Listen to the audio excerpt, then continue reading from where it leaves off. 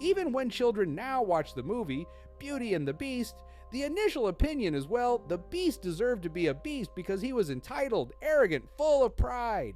But I say no! The curse said he had until his 21st year to earn someone's love and be loved in return, or he'd stay a beast forever. Sounds like a solid consequence for a grown man, right? But then, in one scene, Lumière mentions, 10 years we've been rusting. So, if you do simple math, Adam was only an 11-year-old boy in royalty, without parents or butler to look after his well-being. Cursed cause, well, he acted like a child. I mean, what 11-year-old isn't kind of a brat? But before you go and say, well, he was not the villain, Gaston was, hold your horses a bit. France in the mid-1700s wasn't exactly the picture of peace and prosperity. It was a world balanced uneasily on the edge of revolution. Power was concentrated in the hands of a few, while the rest, your average villagers, bakers, farmers, were stuck living off scraps, bowing to nobility, and hoping not to starve. That's the kind of world Beauty and the Beast is set in. Not a fairy tale kingdom, but a very real feudal society where the divide between the castle and the village was more than just physical. It was economic, political, and personal. The Beast, before he became the Beast, was a young prince, Adam, living in a shining castle just outside a small provincial town. As a royal, he would have been the face of local authority, the one collecting taxes, keeping order, and controlling the land. But when the curse happened, he disappeared without any explanation or a word to the village. One day he's there, the next he's gone, and the entire noble household vanishes behind castle walls. What does that mean for the people left behind? Well, they didn't riot or fall into chaos. They survived. With no one left to rule them, they created their own balance. No aristocrats handing down orders or guards enforcing royal commands. And the one that led them, protected them, was none other than Gaston. Now, before you say he was a narcissist, I'll get to that later, but this guy literally saved the village with his strength, respect, and the willingness to lead. And before you jump to the conclusions we've all been handed by the original story, you need to understand this world for what it really was. A missing monarchy, and a man who filled the gap when no one else did. Gaston didn't take the throne or declare himself ruler, he just did what needed to be done. And in a place like that, in a time like this, that kind of leadership meant everything. Before he was the town hero, the man with the muscles, or even the most eligible bachelor in that quiet little village, Gaston was the backbone of something a lot more practical, the egg economy. Now, to most of you guys, that part of his story sounds like a joke. 60 eggs a day? Really? But if you look a little closer, it's not a punchline. It's the foundation of a local supply chain that quite literally kept the village alive. Think about it. If someone's eating 5 dozen eggs every morning, that means someone has to raise the chickens, gather the eggs, keep the feed coming, maintain the coops, and move the product. That's a job that gives a routine and an economic flow in a village that had been completely abandoned by the crown. When the prince disappeared, so did everything that came with him: governance, protection, trade. So in short, Gaston wasn't a glutton. He was a consumer with a cause. Unknowingly or instinctively, he became the economic engine of his forgotten village. Now about that narcissist part, Gaston was around 20 years of age. So now think, a 20-year-old in love with a reserved girl. And not just in the way people assumed, because she was beautiful or different, or the only girl in town who had never said yes. Gaston loved her because she didn't need him. And for a man who'd been needed by everyone his whole life, that meant something. Gaston thought he was doing everything right. He hunted, protected, provided. He kept the village running when no one else stepped up. And when it came to Belle, he treated her like a partner. In his mind, he was trying to share a future with her. Gaston thought he was being romantic. He brought her flowers, tried to impress her with his strength, threw a whole wedding proposal together with half the village watching. He wasn't trying to make a spectacle. That was just how he knew to show affection, boldly, without hesitation. In his eyes, that kind of confidence was love. That kind of certainty meant commitment. He believed that if he just showed Belle how devoted he was, how serious he was, she'd see it. From the outside, people saw a show-off, a man who flexed first and spoke second. But look at it from the perspective of a 20-year-old. It wasn't his pride at all, but confusion. Belle threw him off balance. Around her, he didn't know how to be charming or clever. He just knew how to be strong, because strength was all he'd ever relied on.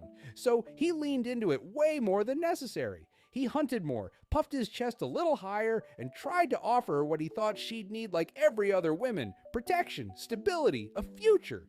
Gaston was only trying to impress her, and every time she pushed back, it made him try something else. Because love, as he understood it, was something you fought for, something you earned. But Belle didn't want to be won, and Gaston didn't know what to do with that. He wasn't cruel or calculating. I know, guys, he wanted to imprison Belle's father. I'll get to that as well. But he was just a man who had been strong for everyone else, yet completely unsure of himself when it came to the one person he truly wanted to be soft for. That wasn't narcissism, but a heartbreak hidden under confidence and eggs. Belle, on the other hand, was difficult, and not in the loud, disruptive kind of way like her father, but delusional. She kept a calculated nature that made people believe she was above it all. She floated through that village like she was too good for the rest of them, too smart, too cultured, too full of dreams to be caught up in the small lives everyone else was content with. And the village played along. They called her odd because they simply couldn't understand her. Even with a normal life she was living, Belle wanted to be rescued from her reality. See, Belle read books and believed them. The adventures, drama, the beast in the forest kind of romance. That was her standard. Not the man who brought her warmth and stability, but the one who showed up cursed and emotionally damaged. She was not emotionally intelligent enough to understand the beauty of a simple life, of someone who actually cared about her. She wanted the chaos of a love story that would make her feel exceptional. And that's where she starts to look a little less like the hero we've been sold. Gaston, for all his confidence, was sincere. He showed up, offered her everything he had: his home, name, protection, future. He wasn't trying to dim her light or anything of that sort, but simply trying to build a life. And what did she do? She humiliated him. She mocked him for wanting her, called him boorish, shallow, unintelligent. Not to his face, not honestly, but with those little smiles, those condescending looks, those offhand remarks about his reading habits or his lack of depth. And the thing is, she wasn't wrong. Gaston wasn't a scholar, but he never pretended to be. He never asked her to be less than who she was. He just hoped she could love him anyway. The craziest thing is, Belle didn't fall into that story or love, but she chose it. She saw the beast, saw the danger, pain, and decided that was more worthy of her love than the man who spent years holding her world together. So, who's the real villain then? I defended the beast. Gaston, Belle is slightly to be blamed, but she is not the evil villain. That's coming up soon, but first, let's talk about the lessons of this movie. Everyone loves to talk about the beast curse like it was some kind of moral lesson. A noble punishment meant to teach a selfish Prince Well-child now the value of inner beauty, or how not to be a brat in your early teens. That's the story we've been handed, that the Enchantress was this wise, mystical figure who stepped in to right a wrong. But let's actually look at what happened, and you tell me if that sounds noble or just cruel. A stranger shows up at night to a castle gate. A child, a literal child, answers. He's maybe 11, maybe younger. She asks for shelter. He says no. Not because he's evil, but because he's a pampered kid, raised behind stone walls to be cautious of outsiders in a time where people are not really fond of him due to the taxes. And instead of giving him a second chance, she transforms into this glowing supernatural figure and curses him on the spot, and people in the castle for just being there. I mean, to me, that seems like if I don't get to have it, then nobody else does, and boo, you get a candle, furniture, and teapot set. The cooks, the butlers, the maids, the dog. People who had nothing to do with the decision were suddenly doomed to rust and rot for something they didn't cause. And then she adds a condition that's even more absurd. The prince has to find someone to fall in love with him, and she has to love him back before his 21st birthday. Otherwise, he stays a beast forever. But remember, Lumière says they've been cursed for 10 years. That means this poor kid was expected to discover and understand true love before he even reached adulthood or be a proper man. Not friendship or kindness, but romantic love. That setup starts to feel less like a fairy tale and more like a power trip. Like the Enchantress really just wanted control. And where was she when it all started to fall apart? Nowhere. She doesn't reappear until the very end, when love magically solves everything and she gets to look like the savior again. But the damage was done. She created a monster, broke a household, all to prove a point that could have been made with a conversation. Belle and the Beast are the perfect example of Stockholm Syndrome before anyone had a word for it. Gaston was a hunter by profession. That's all he had done his entire life, protect his people. So when he led the charge to the castle, he wasn't doing it out of rage or pride. He believed that he was protecting the village, Belle, and Disney subtly proves who the right villain is. At times it's through the songs, like the one in Tangled, Mother Knows Best, or the trolls singing about getting Hans out of the way, which I explained in another video, so if you guys haven't watched it, go check it out after this one. At other times, it is through colors. In Disney's world, lime green is a signal. It's the visual fingerprint of a villain. Maleficent's flames, lime green. Ursula's magic, lime green. Dr. Facilier's shadow spells, and once you start paying attention to it, you can't unsee where it shows up in Beauty and the Beast. The enchanted mirror, lime green glow. The battle between Gaston and the Beast, lit with streaks of that same color. The Enchantress's magic, you guessed it, lime green again. That color appears where the story wants you to feel discomfort, question motives, and sense danger. So, what does it mean when the mirror, the so-called gift the Beast offers Belle, carries that same color? It means the thing that drives the story, the mirror that shows the Beast, convinces Belle to return, and eventually sparks the village uprising, is stained with the same hue the villains always carry.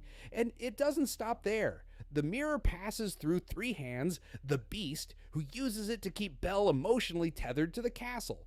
Belle, who uses it to reveal the Beast to the village, knowing what kind of fear that image will provoke. Gaston, who sees that fear and acts on it. Each one of them holds the mirror. Each one becomes, in some way, part of the problem, the villain, the instrument of conflict. And maybe that's the point. This story doesn't have a clear hero and a clear villain. It has a cast of characters all reacting to pain, fear, pride, and love in different, sometimes destructive ways. Gaston lashes out. The Beast isolates. Belle, without meaning to, becomes the spark that lights the fire. And the mirror just reflects what they already carry inside. The lime green isn't pointing to a single evil. It's showing us that in this story, everyone has a little villain in them. Even the girl with the books, the boy with the horns, or the man who ate too many eggs trying to be enough. And who actually made that mirror and introduced the villainy in our characters? Yup, the Enchantress. And who is she exactly? Let me give you answers before explanations. That Enchantress is a god, witch, and something that even I don't know what that is. And you can see the same magical force show up in other Disney worlds. That she's not just some isolated spellcaster with a flair for drama, but a recurring reality-bending entity who goes by different names in different stories. And the name most often linked to her, Circe. In mythology, Circe was a sorceress who turned men into beasts, not symbolically, literally.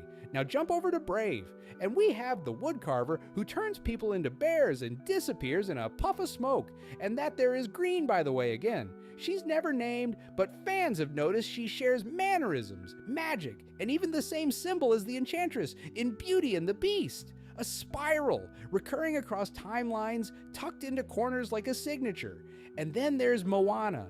There the magic isn't a person, but it's the ocean. That ocean doesn't behave like water. It chooses and tests. It acts more like a living spirit than an element. That the spirit of the ocean is the Enchantress, reborn and reformed, or just bored and taking a new form to guide a different kind of story. Think about it. Each time she appears, whether it's as a cloaked beggar, a wandering woodcarver, or a sentient sea, she's doing the same thing. She sets someone on a path, a painful one. She disappears, then returns only when the lesson has been learned. It's total manipulation dressed as enlightenment.